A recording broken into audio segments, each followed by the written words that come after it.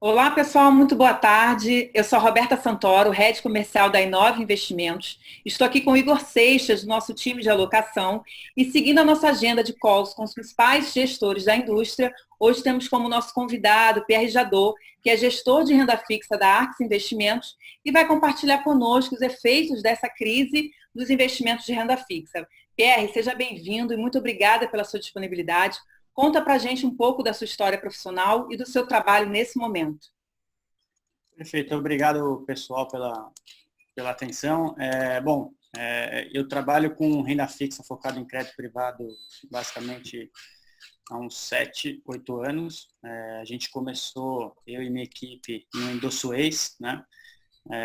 A gente montou toda a estratégia de crédito lá e no final de 2008 a gente veio para a RX Investimento para montar a mesma estratégia dentro da RX. Tá? Então a RX era uma casa que tinha tradicionalmente um histórico muito grande em equity e multimercado e a gente veio compor ali uma nova estratégia que é de crédito privado.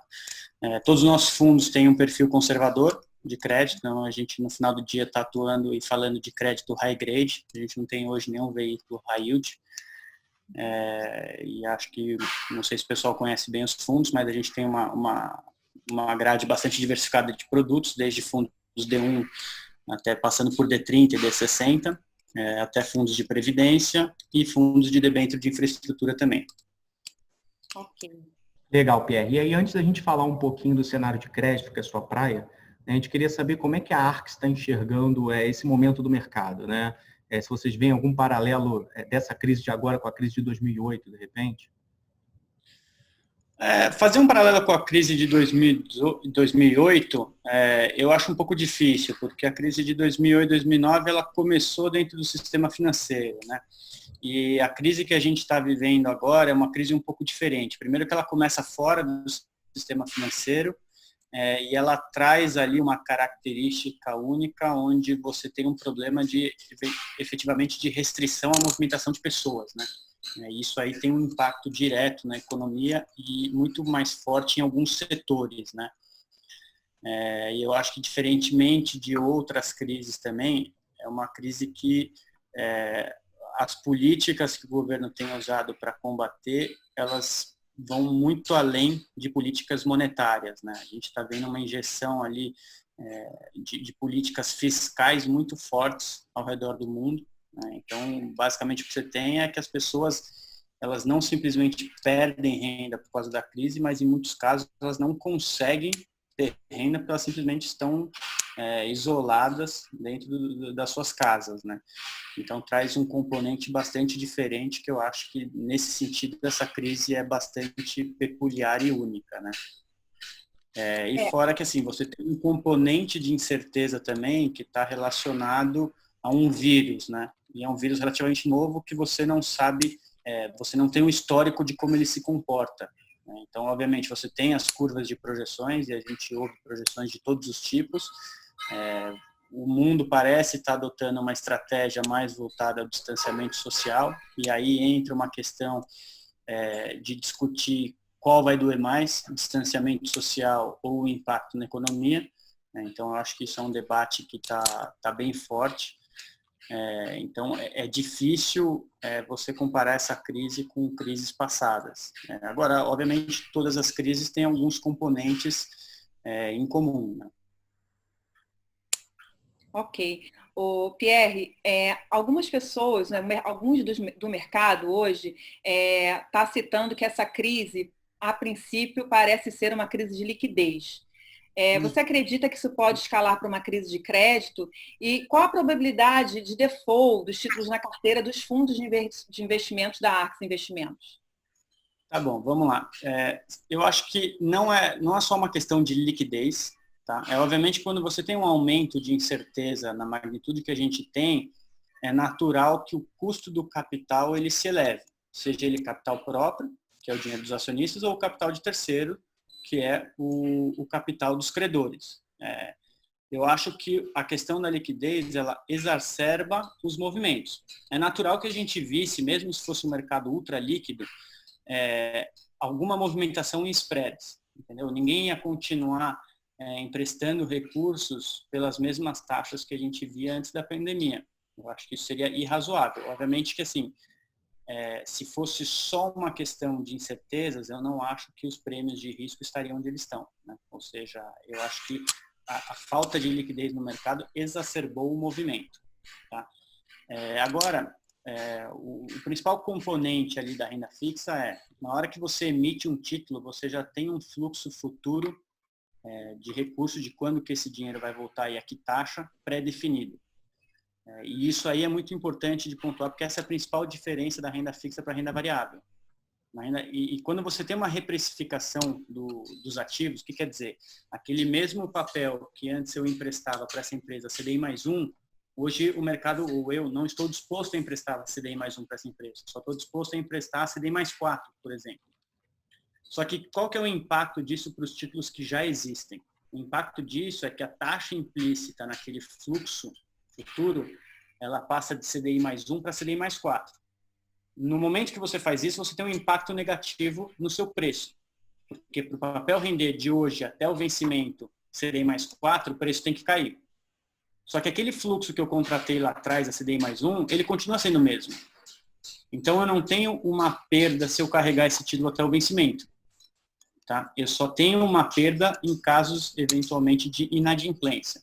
E aí a gente chega na segunda parte da sua pergunta, se a gente enxerga algum risco de inadimplência. Então, a resposta é: hoje a gente não enxerga um risco de inadimplência nas nossas carteiras e, de maneira geral, no mercado de fundos high grade, então vou além ali dos fundos só da Arx, a gente também enxerga uma probabilidade de inadimplência dos emissores a que a gente tem exposição muito baixa. Por quê?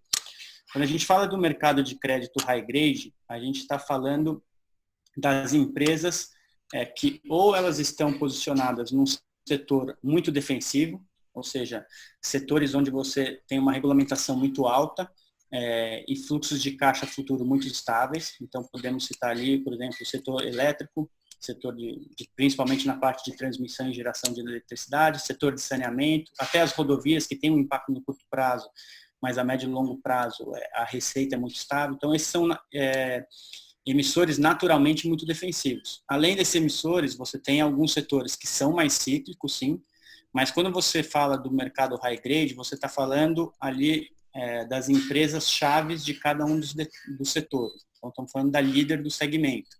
O que isso quer dizer? Quer dizer que o segmento de empresas que a gente atua são aquelas que têm um balanço e uma capacidade financeira fortes o suficiente para conseguirem sair do balanço do banco, ou seja, sair daquela dependência de banco para fazer capital de giro, para fazer empréstimo, desconto de duplicado, o que você quiser, e conseguem ir ao mercado de capitais. Então, o que isso significa? Primeiro, elas têm uma posição financeira muito mais sólida.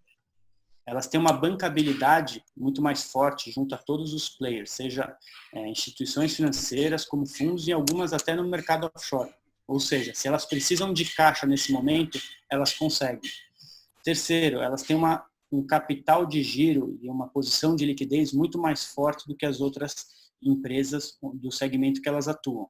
Elas têm um passivo muito mais alongado. Então, elas conseguem tomar dívidas por prazos mais longos, o que impede que ela tenha ali um aperto de caixa no curto prazo.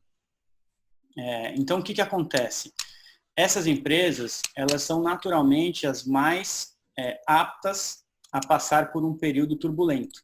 Então, o que a gente enxerga em momentos de crise, se você pegar historicamente, é que essas empresas, que são as principais de cada um dos seus setores, elas acabam, por mais que ela apanhe no curto prazo durante uma crise, no médio e longo prazo isso se torna uma oportunidade para ela, porque é ali que ela consegue continuar e acelerar a consolidação do mercado.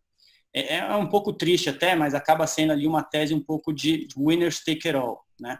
Então, numa crise, o cara que é pequeno, o cara que tem uma posição mais fraca, então, desde o pequeno varejista até a pequena empresa de locação de veículo, esse cara muitas vezes se afoga no meio do caminho. Ele tem um custo de capital muito alto, ele não pode ficar sem suporte dos bancos para rolar a dívida dele.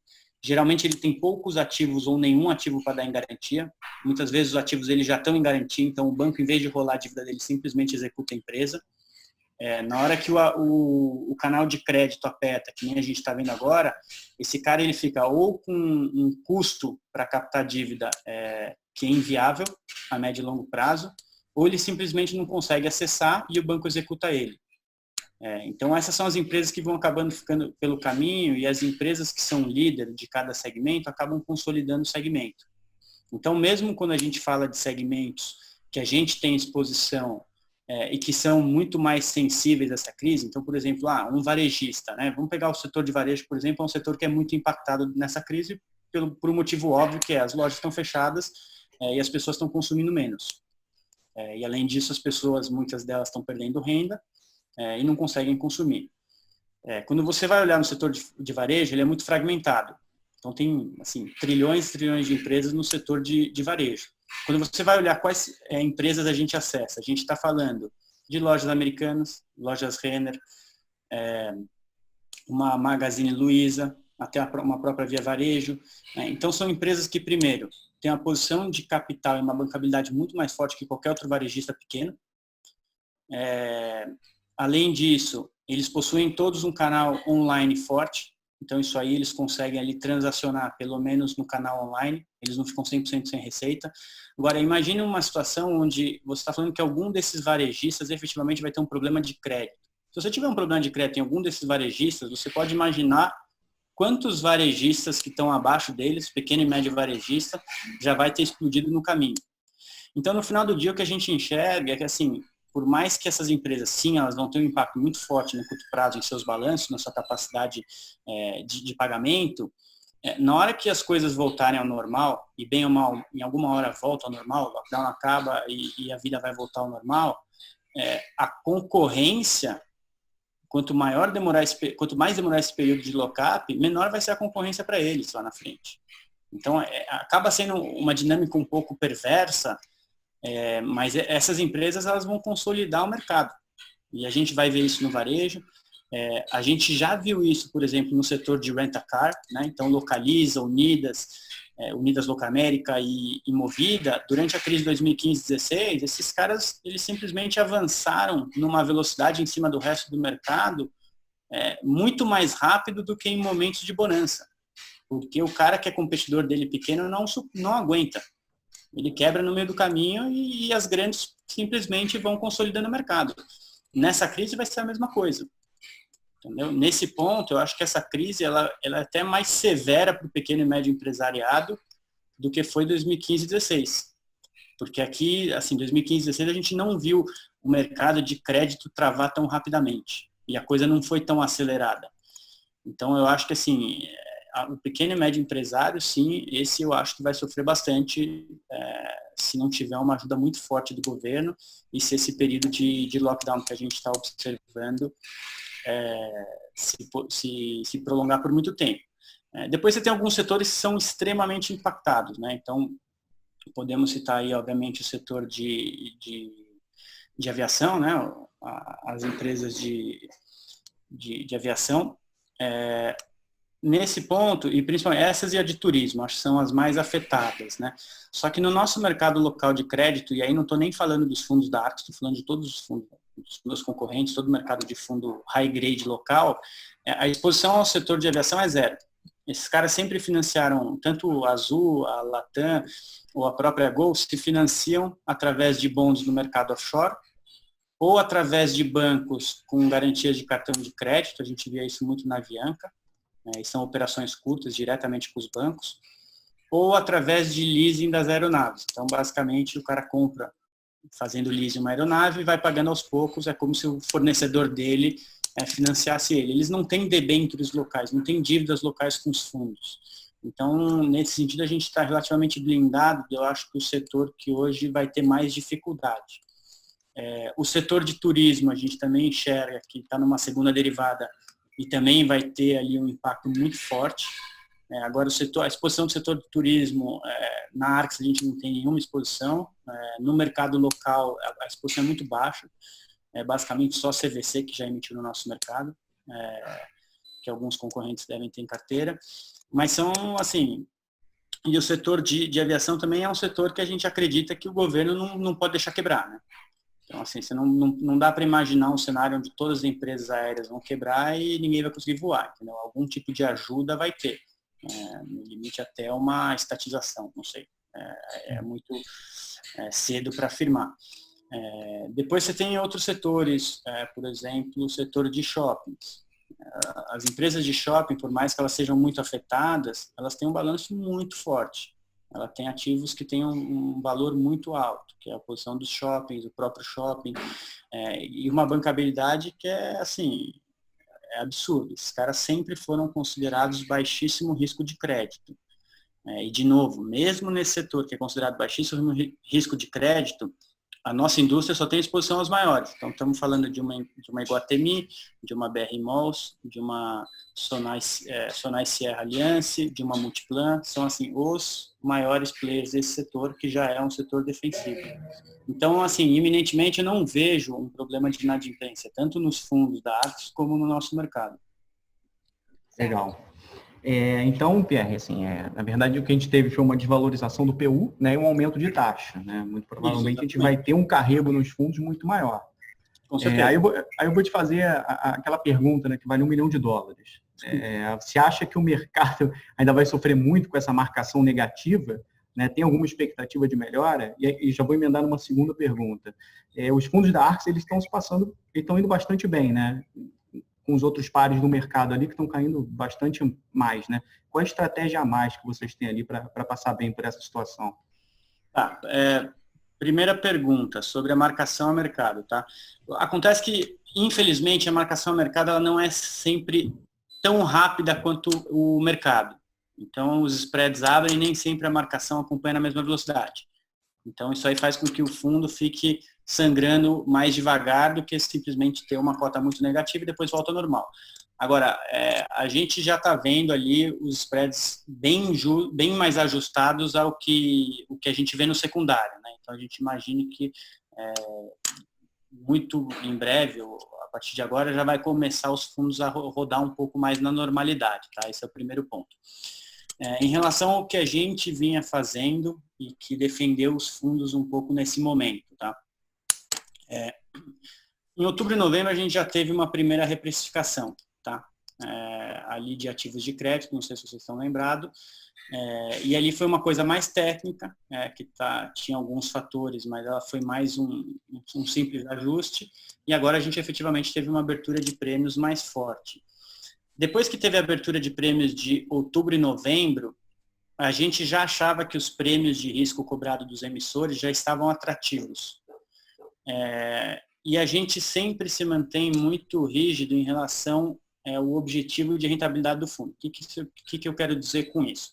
Se um fundo tem o objetivo de rentabilidade da 106, 107 do CDI, eu não tenho por que carregar uma carteira que renda 115 do CDI, pós-custos. Certo? Eu sempre tenho que buscar entregar o meu retorno, meu objetivo de retorno com o mínimo risco possível. É assim que a gente olha crédito na Arx. Tá? E a gente sempre olhou dessa forma. Então, depois de outubro e novembro, a gente já tinha entendido que com os spreads que existiam depois daquele primeiro reajuste, a gente conseguia montar um portfólio que atendesse ao nosso objetivo de rentabilidade mais conservador do que antes. Então, o que a gente começou a fazer? A gente primeiro começou a reduzir o prazo médio da carteira. Então, a gente vendia papéis longos para comprar papéis curtos e a gente reduziu o risco da carteira. Além disso, a gente manteve uma posição de caixa elevada. A gente esperava uma pandemia e que desse todo esse estresse? Obviamente que não, ninguém tinha esse cenário na cabeça. Mas a gente já estava reduzindo o risco nas carteiras porque a gente entendia que com os spreads pós-outubro, novembro, já era possível montar uma carteira curta e mais segura e com mais caixa condizente aos nossos objetivos de rentabilidade. Então, a gente foi bastante disciplinado nesse sentido e a gente está colhendo um pouco esses frutos agora. Né? Então, por mais que a gente esteja, obviamente, sofrendo um pouco nos fundos, a gente acaba tendo uma carteira mais defensiva do que a média.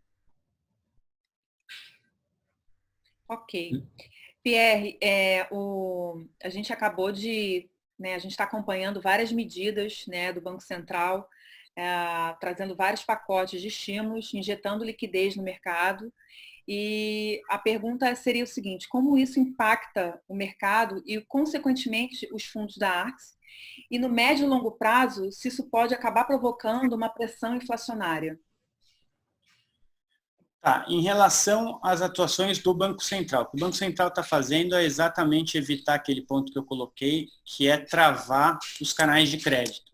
Então, a preocupação dele é, primeiro, olhando o pequeno e médio empresário, que, de novo, é aquele que não tem bancabilidade boa, não deixar que o dinheiro continue fluindo para ele, que ele não consiga ter um suspiro de curto prazo para passar essa crise. E aí, se ele não tiver esse suspiro, você vai ter muitas empresas demitindo ou fechando as portas e, obviamente, o desemprego vai para a lua. Então, essa é a preocupação do Banco Central no momento, oxigenar os canais de crédito, né? Então, por exemplo, ele fez ali mais uma redução de taxa de juros, mas eu acho que ali ficou bem claro que não adianta ficar baixando a Selic. Porque se você baixa a Selic, mas na ponta final os bancos não estão dispostos a emprestar os recursos para a empresa, ou estão dispostos a taxas muito mais altas, pouco importa se você está baixando a Selic ou não. No final do dia, você está só reduzindo o custo de funding dos bancos. Quem está se beneficiando disso é os bancos e o resto das empresas não vai ter benefício nenhum. Isso sem contar que você tem um impacto ali na curva futura de juros, que pode ficar muito inclinada. As pessoas tomam dinheiro de longo prazo e não no prazo de um dia, que é a Selic. Tá? Então, ali ele, primeiro, ele começou reduzindo as exigências de Basileia dos bancos. Isso quer dizer o quê? Que ele permite que os bancos se alavanquem mais agora, prover mais liquidez para os bancos, ou seja, deixa que eles consigam acessar linhas de funding mais barato ou outras linhas alternativas como o DPGE, e por aí vai, para que eles continuem emprestando recurso para empresas e pessoas no curto prazo e permitam que essas pessoas tenham um fôlego de curto prazo. Em compensação, de novo, a gente volta ao ponto do segmento high grade. O segmento high grade, onde a gente atua, é o topo da pirâmide, são as melhores empresas. Então, também, em paralelo, existe uma preocupação do governo com o custo de captação dessas empresas. Por quê? Se uma empresa high grade tem um custo de captação, vamos supor, de CDI mais 4, você pode ter certeza que nenhuma outra empresa vai captar abaixo disso. Ou seja, se a gente pegar um cenário de, vamos supor, 2 meses atrás, uma empresa high grade captava CDI mais 1 por um prazo de 5 anos. A empresa high yield, com um perfil de crédito mais fraco, mas que ainda tem algum acesso ao mercado de capital, ia captar CDI mais 5. E dali para baixo, a taxa aumentando. Então, na hora que a taxa do mercado high grade, que é onde a gente está, o topo da pirâmide, abre para CDI mais 4, o cara que está embaixo no high yield vai para CDI mais 9, 10. O cara de baixo começa a ter custos inviáveis, entendeu? Ninguém consegue pagar uma dívida por muito tempo a níveis acima de CDI mais 10, entendeu? A conta não fecha mais para ninguém. Então, tem uma preocupação, sim, em não deixar que esse andar de cima fique disfuncional por um problema de liquidez. E aí ele soltou algumas medidas, que isso a gente vê também ao redor do mundo, né? Essa preocupação com o segmento high grade, que são principalmente permitir operações lastreadas em debêntures. Isso quer dizer o quê? O banco toma dinheiro junto ao Banco Central, diretamente, e coloca em garantia para o Banco Central debêntures que ele comprou no mercado secundário. Então, isso provê liquidez e faz com que os bancos tenham mais apetite em comprar debêntures no mercado secundário, e impede que tenha ali uma disfuncionalidade muito grande. O segundo ponto que ele fez foi aumentar a capacidade, permitir que os bancos pudessem recomprar mais suas próprias LFs, de 5% do estoque para 20%. Essa medida não teve muito efeito. A gente não vê apetite dos bancos para recomprar LF, porque no momento eles também querem ter bastante liquidez.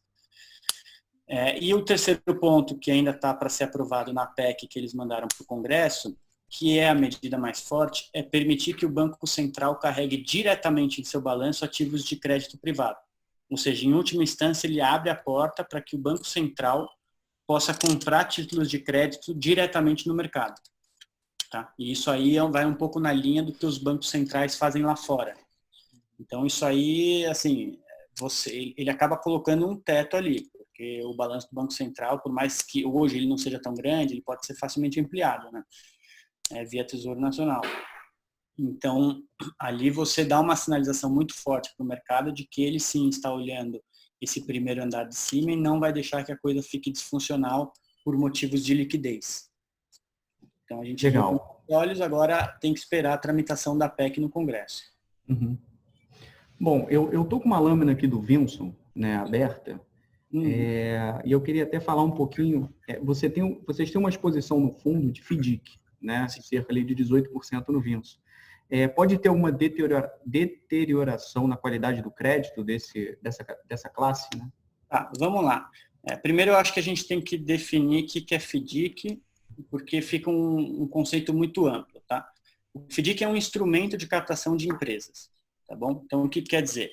É um instrumento onde a empresa ela vende recebíveis que ela tem para um fundo e assim ela consegue levantar recursos. Então, geralmente, é um instrumento de captação para empresas que não possuem um balanço muito robusto, então não são empresas que seriam consideradas high grade, mas elas usam esse instrumento porque, apesar de elas não serem empresas high grade, elas possuem recebíveis muito bons em seus balanços. Tá? Então, o FDIC é um termo muito amplo, porque dentro de um FDIC você tem diversos tipos de recebíveis. Então, eu explico. Você pode ter um FDIC, por exemplo, que esteja comprando crédito consignado do INSS. Entendeu? Esse tipo de crédito não é impactado numa pandemia dessas. Ou, se for impactado, é muito pouco. Entendeu? Já você tem FDICs, por exemplo, de cartão de crédito. Esse FDIC já tem um pouco mais de exposição a uma pandemia dessas. Entendeu? Então, ali você tem que, eu acho, diferenciar os FDICs em relação ao lastro, ao recebível que eles carregam. Tá? Então, nos nossos fundos, por exemplo, a gente tem diversos tipos de FDIC, é uma carteira pulverizada. A gente tem desde FDICs, por exemplo, do setor de utilities. Então, vou dar um exemplo aqui, o FDIC da Saneago. O que é o FDIC da Saneago? A Saneago, ela vende para o FDIC recebíveis, o fluxo que ela vai ter de recebíveis da prestação de serviço delas. Então, basicamente, ela presta o serviço de saneamento em determinada região, os moradores dessa região e os usuários do serviço da Saneago, do saneamento, pagam numa conta bancária. Esse dinheiro ele cai primeiro para o FDIC, aí ele paga o FDIC e depois ele vai para a companhia. Entendeu? Então, numa estrutura dessas, você está mitigando o risco financeiro da companhia e ficando só no risco operacional dela. E aí o risco é a Saneago parar de prover o serviço de saneamento. Assim, aí já é um cenário muito catastrófico, entendeu? Seria um cenário... Peraí que eu acho que caiu. Só um minutinho. Tá ouvindo a gente? Sim, a gente está aqui, Pierre. Não, tranquilo. Tinha apagado a tela aqui. Não tem problema. Então, por exemplo, esses FDICs do setor de utilities são FDICs que não são afetados. O risco de crédito deles basicamente não mudou nada. FDICs de crédito consignado em INSS, pouquíssimo ou quase nenhum impacto. Depois você tem FDICs que são simplesmente produtos para encarteirar um risco de crédito único, ou seja, o sacado do FDIC é um só. Quer dizer, o devedor é um só. Então, a gente tem um FDIC, por exemplo, que ele simplesmente tem na sua carteira uma debênture da Petrobras. Ou seja, o risco é idêntico a comprar uma debênture da Petrobras. Entendeu? Ok, está no nome FDIC, mas o risco é Petrobras. Uhum. E a gente vai ter FDICs assim, com risco General Motors, você vai ter um FDIC com risco da Fiat. Então, você vê que são nomes muito fortes, entendeu? Por mais que sejam nomes afetados, são empresas globais, uma bancabilidade bizarra, e assim, alguma dessas empresas tem um rating melhor que o rating brasileiro, entendeu? Então, assim, tem que separar um pouco o que é FDIC. Daí, dentro da nossa carteira de FDIC, quais são os FDICs que seriam mais afetados? O primeiro deles seria operações de financiamento ao consumidor final, tá? E aí a gente tem uma exposição pequena, ou quase nula aí também, ali os FDICs continuam performando bem. Tá? A gente tem o FDIC da Zema, que é das empresas Eletrozema, que hoje é o governador de Minas Gerais. Esse FDIC está quase acabando, está em período de amortização, ele vence agora em maio ou junho desse ano, se eu não me engano. Então, a nossa exposição é muito baixa. Depois você tem os FDICs de mútuo cedente e mútuo sacado, né, que descontam recebíveis de pequenas e médias empresas. Esses FDICs eles têm um impacto um pouco mais forte, sim. Entretanto, você tem alguns mitigantes ali. Primeiro, a carteira de crédito deles é muito curta. Estamos falando de carteiras de 45 a 60 dias. Então, eles recolhem a carteira muito rapidamente. E acaba que eles conseguem se defender. E todos eles hoje têm uma subordinação muito alta. Então, estamos falando de FDICs com uma subordinação entre 35% e 40%. No mínimo de regulamento. Hoje eles estão até com uma subordinação acima de 50%. O que isso quer dizer? Que você é como se tivesse um banco com uma basileia de 50%, entendeu? Eles são pouco alavancados, então eles permitem, quem está na cota sênior, que são as únicas cotas que a gente tem nos fundos, você consegue absorver muita perda nas cotas de baixo antes de atingir a nossa cota. Então também a gente está numa posição bem tranquila nesse sentido. Perfeito, Pierre. A gente está chegando aqui nosso último minuto e eu queria finalizar fazendo a grande pergunta que todos os clientes, a maioria dos clientes nos fazem, né? Se é a hora de resgatar, se eles devem sair da posição, se é a hora de comprar eventualmente, entrar em alguma posição de fundo. E no caso especificamente dos fundos de renda fixa da Arx, em quanto tempo eles devem recuperar essa perda sofrida recentemente nos fundos de crédito privado? Tá bom, primeiro, sobre resgatar ou aplicar nesse momento. Eu acho que, obviamente, vai ter sempre um viés de eu responder que não, está na hora de aplicar. Tá? Então, do ponto de vista de risco-retorno dos ativos que a gente tem em carteira hoje, eu acho que os prêmios de crédito que a gente tem em emissores high grade hoje está muito alto. Eu não vejo o mercado operando nesses níveis num prazo de 6 meses. Então, seria, em tese, um momento de entrada no mercado de crédito high grade. Tá? Agora, eu coloco um ponto um pouco diferente. Tá? Eu acho que o investidor, quando ele monta o portfólio dele, ele tem que pensar sempre com uma cabeça de longo prazo. Tá? Então, ele tem que focar no asset allocation dele. Então, por exemplo, ao mesmo tempo que a gente ouvia no ano passado inteiro tem que sair da renda fixa, que os juros é baixo, e ir para a equity. A gente ouviu isso o ano inteiro, o ano passado. E eu acho que quando você tem esse tipo de pensamento, você acaba se desviando um pouco do asset allocation ideal de cada investidor. O que importa não é onde está o nível de juros, é o perfil do investidor. Cada investidor vai ter um perfil diferente e ele tem que montar uma carteira balanceada entre diferentes classes de ativos, então multimercado, ações, FII, renda fixa, crédito, títulos privados, condizente com o perfil dele. E ele pode fazer pequenos desvios dessa carteira ideal de longo prazo. Então, o mercado de ações está barato. Isso é o que todo mundo achava no ano passado. Então, ele pode eventualmente ter um pouquinho mais de alocação em ações. Mas ele não pode simplesmente passar de 0 para 100, entendeu? E é ali que ocorrem os problemas. Porque o cara que fez isso, comprou na alta e agora se vê assustado e eventualmente vende na baixa.